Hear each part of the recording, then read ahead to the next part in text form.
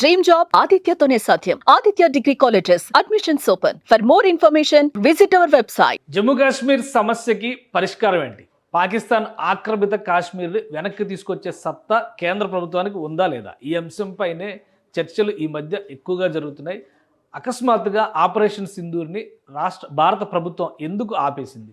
రాష్ట్ర హోదా ఇవ్వాల్సినటువంటి కాశ్మీర్లో ప్రస్తుత పరిస్థితి ఏంటి? దీని చుట్టూ రాజకీయం కూడా ముసురుతుంది. రెండు జాతీయ పార్టీలు, అటు కాంగ్రెస్ ఇటు బీజేపీ మధ్య వాదోపవాదాలు కూడా జరుగుతున్నాయి. అయితే ఈ క్రమంలో ఇప్పుడు కేంద్ర ప్రభుత్వం వ్యూహాత్మకంగా ఒక ఎత్తుగడని అనుసరిస్తుంది.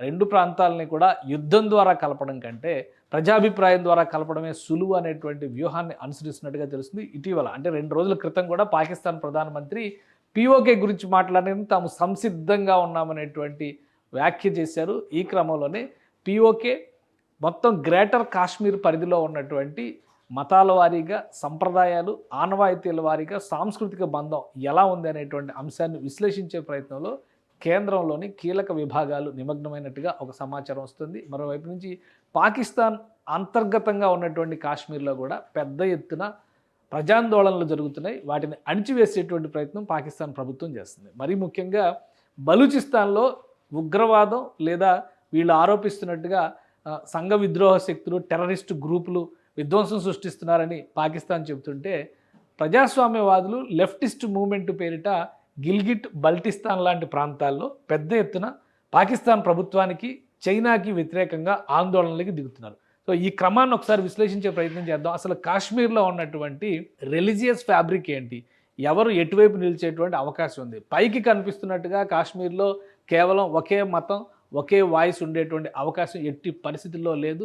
దాదాపు 13 నుంచి 15 వర్గాలుగా కాశ్మీర్ ప్రజలు చీలిపోయి ఉన్నారనేది అంతర్జాతీయ సమాజం చెబుతున్నటువంటి మాట. ప్రస్తుతం భారత ప్రభుత్వం కూడా దానికి సంబంధించినటువంటి డేటా సేకరించే పనిలో ఉంది. ఇందులో ఒక ఆసక్తికరంగా మారినటువంటి అంశం ఏంటంటే, ప్రస్తుతం బలూచిస్తాన్లో ఎలా అయితే ఆందోళనలు జరుగుతున్నాయో అదే తరహాలో గిల్గిట్, బల్టిస్తాన్లో కూడా ఉద్యమాలు, ఆందోళనలు జరుగుతుండడం, ప్రభుత్వానికి వ్యతిరేకంగా చేస్తున్నటువంటి ఈ ఆందోళనలను ఖండిస్తూ పాకిస్తాన్ ప్రభుత్వం, సైన్యం అణిచివేత చర్యలకు పాల్పడుతుంది. ఇది ఇప్పుడే అప్డేట్ అయినటువంటి కొన్ని వార్తల సమాహారంగా మనం చూడాల్సి ఉంటుంది. అక్కడ ఎహసాన్ అలీ అనేటువంటి లీడర్ని అరెస్ట్ చేశారు. గత కొద్ది రోజులుగా ఆయన విడుదల కోసం ఆందోళనలు జరుగుతున్నాయి. అదే క్రమంలో మరికొంతమంది మద్దతుదారులను కూడా అదుపులోకి తీసుకుని, ఇది కేవలం 2 గంటల క్రితం పోస్ట్ అయినటువంటి అంశం. ఇది Aslam Inqilabi, a key nationalist leader of Gilgit Baltistan, a member of Awami action committee. Awami action committee అనేది అక్కడ లెఫ్టిస్ట్ నాయకులు, అలానే ప్రజాస్వామ్యవాదులు అందరూ కలిసి ఒక గ్రూప్గా ఏర్పడింది. గతంలో మనం చూసాం, జమ్మూ కాశ్మీర్లో కూడా హురియత్ కాన్ఫరెన్స్ లాంటి సంస్థలు తీవ్రవాద గ్రూపులను కూడా అందులో పెట్టుకోవడం ద్వారా భారతదేశంతో డిప్లొమాటిక్ డెలిగేషన్ చేసేటువంటి ప్రయత్నం జరిగింది. కొన్ని డిస్కషన్స్ ద్వారానే చర్చల ద్వారా పరిష్కరించేటువంటి ప్రయత్నాలు కొన్ని జరిగినాయి. అదే క్రమంలో ఇప్పుడు గిల్గిట్ బల్టిస్తాన్లో కూడా పెద్ద ఎత్తున వాళ్ళ వాయిస్ వినిపించేటువంటి క్రమంలో గిల్గిట్ బల్టిస్తాన్కి చెందినటువంటి నాయకులు అవామీ యాక్షన్ కమిటీని ఏర్పాటు చేశారు. ఇందులో కీలక పాత్ర పోషిస్తున్నటువంటి నాయకులందరినీ కూడా అరెస్టులు చేస్తున్నటువంటి పరిస్థితి కనిపిస్తుంది. అసలు ఈ గిల్గిట్ బల్టిస్తాన్ ఏంటి, ఇక్కడ లడాక్ ఏంటి, జమ్మూ కాశ్మీర్ ఏంటి, ఈ ఫ్యాబ్రిక్ ఏంటి అనేది ఒకసారి విశ్లేషించేటువంటి ప్రయత్నం చేద్దాం. మొత్తం మీద జనాభా ప్రాతిపదికన విభజించి చూసినా, మతాల వారీగా కాశ్మీర్ని విభజించి చూసినా కానీ కనిపించేటువంటి వర్గాలు ఇవన్నీ. ఇప్పుడు వీటన్నిటికీ సంబంధించినటువంటి డేటా సేకరించే పనిలో కేంద్ర ప్రభుత్వ వర్గాలు నిమగ్నమై ఉన్నాయి. మొత్తం కాశ్మీర్కి సంబంధించినటువంటి స్వరూపం అంటే అఖండ కాశ్మీర్ లేదా గ్రేటర్ కాశ్మీర్ అని చెప్పని మనం చెప్పాల్సి ఉంటుంది.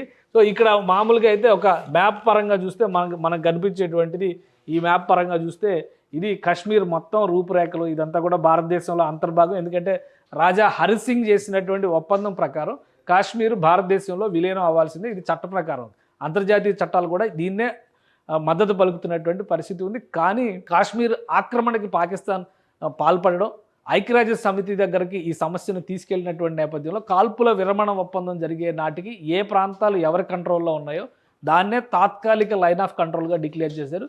ఈ 70-80 ఏళ్ళుగా అదే లైన్ ఆఫ్ కంట్రోల్, అదే సరిహద్దుగా ఉంది. కానీ అంతర్జాతీయ సరిహద్దు వేరు, తాత్కాలిక లైన్ ఆఫ్ కంట్రోల్ వేరు. సో సమగ్రంగా కాశ్మీర్ స్వరూపాన్ని విశ్లేషించేటప్పుడు ఈ మొత్తం అన్ని భాగాలని కలిపి మనం చూడాల్సినటువంటి అవసరం ఉంటుంది. కాశ్మీర్ని భూభాగం పరంగా విభజించి చూస్తే కనుక ఇప్పుడు చెప్తున్నటువంటి గిల్గిట్ బల్టిస్తాన్ ప్రాంతం ఇది ఒకటైతే, ఇటువైపు కనిపిస్తున్నటువంటి కాశ్మీర్ లోయ రెండో ప్రాంతం అయితే, జమ్మూ మూడో ప్రాంతం అయితే, నాలుగో ప్రాంతంగా లడాఖ్ను చూడాలంటే 4 ప్రాంతాల సమాహారంగా ఇక్కడ మనకి కనిపిస్తుంది. సో ఇదే 4 ప్రాంతాలు కూడా మతాల వారీగా చూసినప్పుడు ఎక్కువ మంది ఇస్లాం మతమే ఇక్కడ బలమైనటువంటి మతం అనేటువంటి అభిప్రాయం ఉంటుంది. ఎందుకంటే ఇండియన్ కాశ్మీర్లో కూడా 68% ఇస్లాం మెజారిటీనే ఉంది అనేటువంటి అభిప్రాయం ఉంది. కానీ దీన్ని అందులో ఉన్నటువంటి వర్గాల వారీగా విభజించి చూస్తే లడాక్ మొత్తం ఇక్కడ ఆక్సాయ్ చిన్ కూడా ఉంది. ఇది చైనా ఆక్యుపైడ్ ఆక్సాయ్ చిన్. ఇందులో కూడా బలమైనటువంటి బుద్ధిస్ట్ వాదం అంటే వజ్రయాన బుద్ధిజానికి సంబంధించినటువంటి ప్రజలే ఎక్కువగా ఉన్నారు. కానీ చైనా ఆక్రమించుకున్నటువంటి భూభాగంలో ఎవరు నమ్మరు, అంత పెద్ద భూభాగంలో కేవలం 1000 మంది మాత్రమే జనాభా ఉన్నారనేది అంచనా. ఇక్కడ ప్రజలు ఉండేటువంటి అవకాశం చాలా తక్కువగా ఉంది. దానికి ప్రధానమైన కారణాలు ఉన్నాయి. సరిహద్దుల్లో ఉన్నటువంటి ప్రాంతం కాబట్టి చైనా చాలా సులువుగా ఈ ప్రాంతాన్ని ఆక్రమించుకోగలిగింది. ఈ ప్రదేశం మొత్తం కూడా చైనా ఆక్రమణలో ఉంది. సో అయినా కానీ ఇక్కడ కూడా వజ్రయాన బుద్ధిజాన్ని ఫాలో అయ్యేటువంటి ప్రజలే ఎక్కువ శాతం ఉన్నారనేటువంటి అభిప్రాయం ఉంది. ఇదే మేజర్ షేర్ అంటే జమ్మూ కాశ్మీర్కి సంబంధించి అఖండ జమ్మూ కాశ్మీర్కి సంబంధించినటువంటి జనాభాలో ప్రధాన పాత్ర పోషించేది ఇక్కడ ఉండేటువంటి బుద్ధిస్టులే. ఆ తర్వాత చూస్తే కనుక ఇస్లాం మతాన్ని పాటించేటువంటి వాళ్ళలో కూడా అనేక విభజనలు ఉన్నాయి. సో ఆ విభజనలు ఏంటనేది కూడా మనం చూద్దాం. ఇది ఆక్రమిత చైనాకి అప్పగించినటువంటి భూభాగం షాక్సమ్ వ్యాలీ ఈ ప్రాంతంలోనే ఉంది. ఇక్కడ వాహీ ముస్లిం అంటే ఇస్మాయిలీ ముస్లింకి తెగకి చెందినటువంటి ప్రజలు ఎక్కువగా ఉంటారు. ఈ ప్రాంతం అంతా కూడా బల్టిస్తాన్ గిల్గిట్ బల్టిస్తాన్కి సంబంధించినటువంటి ప్రాంతం. ఇక్కడ కూడా బురుషి ముస్లిం అంటే ఇది కూడా ఇస్మాయిలీ తెగకి చెందినటువంటిది. ఇక ఈ ప్రాంతంలో చూస్తేనేమో బల్టీ ముస్లిం, ఇది బల్టిస్తాన్ ప్రాంతం, ఇది గిల్గిట్ ప్రాంతం. అంటే గిల్గిట్ ప్రాంతంలో ఇక్కడ చూస్తే ఈ బరుషి ముస్లిమ్స్ అనమాట, వీళ్ళే ఎక్కువగా ఉంటారు గిల్గిట్ ప్రాంతంలో కూడా మనం చూసినప్పుడు. సో ఈ బరుషి ముస్లిమ్స్ ఈ ప్రాంతంలో డామినేషన్ ఉంటుంది. ఇక్కడ బల్టీ ముస్లిం అయితే వీళ్ళందరూ ఇస్లాం పాటించేటువంటి వాళ్ళు, బుద్ధిజం పాటించేటువంటి వాళ్ళు అయినా కానీ సంప్రదాయపరంగా ఈ ప్రాంతం మొత్తం కూడా ఇంటర్ కనెక్టెడ్గా ఉంటుంది. గిల్గిట్ బల్టిస్తాన్ ప్లస్ లడాక్ ఈ మూడు ప్రాంతాల సంప్రదాయం ఆనవాయితీ ఒకేలా ఉంటుంది. సాంస్కృతికంగా కూడా వీళ్ళ మధ్య బలమైన బంధం ఉంది. అయితే మతం మాత్రమే ఈ 2 ప్రాంతాలను విడదీస్తుంది. అందుకనే గిల్గిట్ బల్టిస్తాన్ పూర్తి స్థాయిలో పాక్ ఆక్యుపైడ్ కాశ్మీర్లో ఉన్నా కానీ దానికి ప్రత్యేకంగా అటానమస్ హోదా ఇచ్చి మరి అక్కడ సెల్ఫ్ రూల్డ్ అడ్మినిస్ట్రేషన్ ఉంటుంది అనేటువంటి ప్రకటన పాకిస్తాన్ ప్రభుత్వం చేయాల్సి వచ్చింది. సో మతాల వారీగా చూసినప్పుడు ఈ విభజన చాలా స్పష్టంగా కనిపిస్తుంది. ఇక్కడే షియా తెగకు చెందినటువంటి షీనా ముస్లిం ఇక్కడ ఈ ప్రాంతంలో, ఇది గిల్గిట్కి సమీపంలో ఉండేటువంటి ప్రాంతం. ఈ ప్రాంతంలో షీనా ముస్లిం ఉంటారు.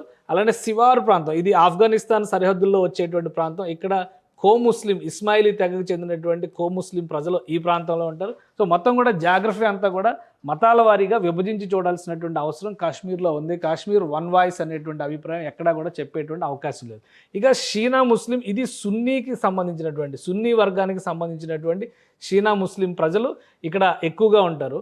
అదే షీనా ముస్లిం షియాకి సంబంధించినటువంటి వర్గం కూడా ఈ ప్రాంతంలోనే ఉంటుంది. సో సున్నీ షియా 2 వర్గాల ప్రజలు కూడా ఈ ప్రాంతంలో ఉంటారు. ఇది కూడా కొంత ప్రాంతం గిల్గిట్ పరిసరాల్లో వస్తుంది. ఈ ప్రాంతం మళ్ళీ కాశ్మీర్ లోయ పరిధిలోకి వచ్చేటువంటి ప్రాంతం. అంటే దీన్ని ఆజాద్ కాశ్మీర్ కింద విభజించి చూస్తారు. సో ఈ క్లియర్ గ్రీన్ కలర్ ఉన్నటువంటి ప్రాంతం పహాడీ ముస్లిమ్స్. ఇందులో కూడా పట్వారీ, హిందూకోవన్ అనేటువంటి 2 రకాల తెగలకు సంబంధించినటువంటి ప్రజలు ఉంటారు. వీళ్ళు సున్నీ సిస్టమ్ని ఫాలో అవుతారు. మ్యాక్సిమం ఈ ప్రాంతం అంతా కూడా పాకిస్తాన్ అనుకూలమైనటువంటి సున్నీ వర్గాలతో నింపేటువంటి ప్రయత్నం చేసింది. అంటే డెమోగ్రాఫిక్ ఈక్వేషన్స్ని పాకిస్తాన్ ఆక్రమించిన తర్వాత, కాశ్మీర్ని ఆక్రమించిన తర్వాత డెమోగ్రాఫిక్ ఈక్వేషన్స్ని మార్చేటువంటి ప్రయత్నం చేసింది. అందులో భాగంగానే ఈ ప్రాంతంలో ఈ జనాలు ఎక్కువ. ఇక ఇది కీలకమైనటువంటి కాశ్మీర్ లోయ. ఈ ప్రాంతం అంతా కూడా కాశ్మీర్ లోయ. వాస్తవానికి ఇది కూడా కాశ్మీర్ లోయగానే చూస్తారు, కానీ ఆక్యుపైడ్ అయింది కాబట్టి అది ఆ ప్రాంతంలో అంతా కూడా ఈ పహాడీ ముస్లిమ్స్. యాక్చువల్గా పహాడీ ముస్లిమ్స్ ముసుగులోనే పాకిస్తాన్ నుంచి వచ్చినటువంటి సైనికుల మద్దతుతో 1947-48లో కాశ్మీర్ దురాక్రమణ జరిగింది కాబట్టి వాళ్ళందరూ అక్కడే సెటిల్ అయ్యారు. ఇక కాశ్మీర్ లోయలో ఉండేటువంటి వాళ్ళు అసలైన కాశ్మీరీ ముస్లింలు, సున్నీ తెగకి చెందినటువంటి ఇస్లాంలో కూడా సున్నీ వర్గానికి చెందినటువంటి ప్రజలు ఇక్కడ ఎక్కువగా ఉన్నారు. సో ఇది మాత్రమే అసలైనటువంటి కాశ్మీర్ లోయ ప్రాంతంగా పరిగణించాల్సి ఉంటుంది. కానీ ఇక్కడ ఇంకొక అంశం ఏంటంటే కాశ్మీరీ మాట్లాడేటువంటి వాళ్ళు చాలా తక్కువ ఉంటారు. ఇందులో కూడా కాశ్మీరీ భాష మాట్లాడేటువంటి వాళ్ళు చాలా తక్కువ ఉంటారు. సో ఇక్కడ చూస్తే కనుక ఇంకొకటి గుజ్జర్ ముస్లిం, కాశ్మీర్ లోయని ఆనుకుని ఉన్నటువంటి ప్రాంతంలో గుజ్జర్ ముస్లిమ్స్, వీళ్ళు కూడా సున్నీ వర్గానికి చెందినటువంటి వాళ్ళు. ఇక్కడ చూస్తే ఇక ఆ ప్రాంతం వరకు చూసినప్పుడు మనం ముస్లిమ్స్ వర్గాలకు సంబంధించినటువంటి ఈక్వేషన్స్లో ఒక క్లారిటీ వస్తుంది. ఇక ఈ దక్షిణ భాగం అంటే జమ్మూ కాశ్మీర్కి దక్షిణ భాగం, జమ్మూ ప్రాంతంతో ముడిపడి ఉండేటువంటి ప్రాంతం అంతా కూడా హిందువుల జనాభా, సిక్కుల జనాభా ఉండేది. ఒకప్పుడు సిక్కుల జనాభా ఈ ప్రాంతం అంతా చాలా ఎక్కువగా బలంగా ఉండేది. ఛత్తీసింగ్పురా ఇవన్నీ కూడా ఎప్పుడైతే పాకిస్తాన్ ఈ ప్రాంతాన్ని ఆక్రమించిందో ఆ ప్రాంతం నుంచి సిక్కుల ఏరివేత పెద్ద ఎత్తున జరిగింది. ఇండియన్ కాశ్మీర్లో కూడా సిక్కుల్ని చిత్రవద చేసినటువంటి సందర్భాలు ఉన్నాయి. తీవ్రవాదం బారిన ఎక్కువ మంది ప్రాణాలు కోల్పోయింది కూడా సిక్కు మతానికి చెందిన వాళ్ళే ఎక్కువ మంది ఉన్నారు. సో ఇక్కడ ఈ దిగువ భాగాల్లో ఒకసారి మనం చూద్దాం. ఇక్కడ హిందూయిజంకి సంబంధించి ఎవరెవరు ఉన్నారు, ఎంతమంది ఉన్నారు అనేది కూడా ఒకసారి విశ్లేషిద్దాం. ఇక్కడ డోగ్రా హిందూ అంటే వైష్ణవిజాన్ని ఫాలో అయ్యేటువంటి వాళ్ళు జమ్మూ దక్షిణ భాగం అంతా కూడా ఎక్కువగా ఉన్నారు. అలాగే కాశ్మీర్ అంటే ఈ కాశ్మీర్ లోయకి జమ్మూకి ఆనుకుని ఉన్నటువంటి ప్రాంతాల్లో పహాడీ హిందూస్, అందులో కూడా పోత్వారి అండ్ అదర్స్, ఇది వైష్ణవిజం ఫాలో అయ్యేటువంటి హిందువులే ఈ ప్రాంతంలో కూడా ఉన్నారు. ఇక ఇటువైపు చూస్తే కనుక ఈ ప్రాంతం ఇది కూడా జమ్మూలోకి వచ్చేటువంటి ప్రాంతమే. ఈ ప్రాంతంలో కూడా పహాడీ హిందువులు, వైష్ణవిజం, ఇది హిమాచల్ ప్రదేశ్తో కొంత సారూప్యత కలిగినటువంటి ప్రజలు ఇక్కడ కనిపిస్తారు. ఇక కాశ్మీర్ లోయలో కీలకమైనటువంటి ఈ ప్రాంతంలో కాశ్మీరీ హిందువులు, ఇక్కడ కాశ్మీరీ ముస్లిం ఎలా ఉన్నారో అలానే కాశ్మీరీ హిందువులు ఈ సంఖ్య బాగా తగ్గిపోయింది. ఇక్కడ శైవిజాన్ని ఫాలో అవుతారు వీళ్ళందరూ కూడా. ఇదే ప్రాంతంలో మరొక కొంత జాగా ఉంది ఇక్కడ, అది చూస్తే కనుక సరాజీ హిందువులు, వీళ్ళు కూడా వైష్ణవిజాన్ని ఫాలో అవుతారు. సో హిందువుల్లో కూడా 4 వర్గాల హిందువులు జమ్మూ కాశ్మీర్ రాష్ట్ర పరిధిలో 4 వర్గాలకు చెందినటువంటి హిందువులు ఉన్నారు. సో మిగతా ప్రాంతాలు ఇక్కడ ఈ బ్లాక్ డాట్ కనిపిస్తుంది అదర్స్, అంటే ఎక్కువగా పంజాబీలు, డోగ్రా ముస్లిమ్స్, సిక్కులు కూడా ఈ చిన్న ప్రాంతంలో ఎక్కువగా ఉంటారు. ఛత్తీసింగ్పురా ఇవన్నీ కూడా సిక్కుల డామినేషన్ ఉండేటువంటి ప్రాంతాల్లో, వాటన్నిటిని కూడా తీవ్రవాదం ముప్పు బారిన పడినటువంటి నేపథ్యంలో ప్రజలు చెల్లాచెదురైపోయారు. సో మొత్తం మీద ఇది డెమోగ్రాఫిక్ ఈక్వేషన్స్ పరంగా చూసినప్పుడు 15 వర్గాలు, దాదాపు 14-15 వర్గాలు జమ్మూ కాశ్మీర్లో ఒక భిన్నమైనటువంటి వాయిస్ని వినిపించేటువంటి ప్రజలు ఉన్నారు. కానీ సాంస్కృతిక బంధం పరంగా చూసినప్పుడు మాత్రం కేవలం 2 బలమైన వర్గాలు ఇక్కడ కనిపిస్తాయి. ఇటుపక్క నుంచి జమ్మూ కాశ్మీర్ని ఇలా నిలువుగా ఇలా చీల్చి చూస్తే కనుక ఈ ప్రాంతం అంతా కూడా ఒక రకమైనటువంటి సంస్కృతి, ఈ ప్రాంతం అంతా కూడా మరొక రకమైనటువంటి సంస్కృతి ఉంటుంది. అయితే ఈ సంస్కృతిలో కూడా మెజారిటీ ముస్లింలే అని చెప్పడానికి అవకాశాలు చాలా తక్కువ ఉంటాయి. అయితే కాశ్మీర్ ఆక్రమణకి గురైన తర్వాత ఫస్ట్ టార్గెట్ పాకిస్తాన్ పెట్టింది ఈ డెమోగ్రాఫిక్ చేంజెస్ పైనే దృష్టి పెట్టింది. అందువల్లనే ఆ ప్రాంతంలో సెటిల్ అయినటువంటి వాళ్ళందరికీ కూడా మతోన్మాదాన్ని నూరిపోసేటువంటి ప్రయత్నం, భారత ద్వేషాన్ని నూరిపోసేటువంటి ప్రయత్నం చేసింది. ఇప్పుడు గిల్గిట్ బల్టిస్తాన్లో కాశ్మీర్లో జరుగుతున్నటువంటి అభివృద్ధిని చూసిన తర్వాత ప్రజాస్వామ్యవాదులు పెద్ద ఎత్తున గళం విప్పడం ప్రారంభించారు. దానికి ప్రధానమైన కారణం ఏంటంటే కాశ్మీర్లో, భారతదేశంలో ఉన్నటువంటి కాశ్మీర్లో ఉన్న ప్రజల తలసరి ఆదాయం కంటే పాకిస్తాన్ ఆక్రమిత కాశ్మీర్లో ఉన్నటువంటి ప్రజల తలసరి ఆదాయం చాలా తక్కువగా ఉంది. మానవ హక్కుల విషయంలో కానీ, స్వేచ్ఛ విషయంలో కానీ, వాళ్ళకి కల్పించినటువంటి వనరుల విషయంలో కానీ, అవకాశాల విషయంలో కూడా ఇది చాలా తక్కువగా ఉందనేటువంటి అభిప్రాయం ఉంది. అక్కడి నుంచే ప్రజాస్వామ్య ఆకాంక్ష మరింత బలోపేతం అయింది. గిల్గిట్ బాల్టిస్తాన్లో గత కొంతకాలంగా పెద్ద ఎత్తున ఆందోళనలు ఊపందుకుంటున్నాయి.